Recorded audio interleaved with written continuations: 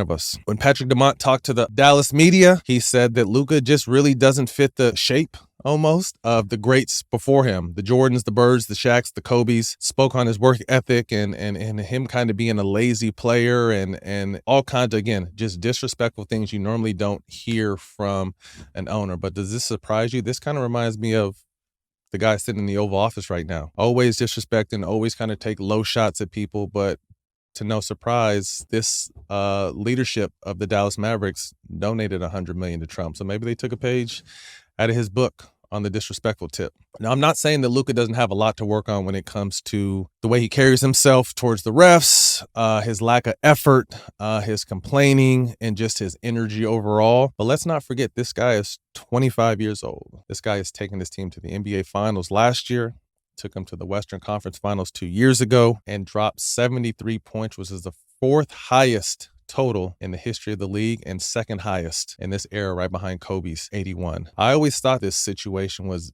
above Nico. I always thought this had to be coming from the top. We all know this new ownership tried to come in and do the whole casino thing, and it just didn't pan out. Then they tried to make a jump to Vegas, and that didn't pan out. So when their pan was empty and they made a bad trade, now all they can do is try to talk shit about Luka. But we've all seen Luka. And again, does he have some flaws? I think every player has some flaws. He has some things he need to work on?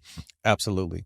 But to try to demean and disrespect one of the greatest players in the game, and arguably someone who will go down as one of the greatest players in history, I just think it was very poor taste. Also, the Mark Cuban angle is interesting because when he sold the team, we all caught word that he'll still be in on basketball decisions. Maybe that was a promise given by new ownership that they didn't follow through with. But when Cuban heard about this, he tried everything he could to stop it, but it was too late. Luka is loved and beloved in the city of Dallas, in a state that's known for the Cowboys. The biggest star was a 25-year-old Slovenian kid that has come over here and taken the league by storm. So much that in Luka's debut game, Lakers versus the Jazz, guess who was sitting in the crowd to show his support? The one and only legendary Dirk Nowitzki. Mr. DeMont, take a step back, take a seat.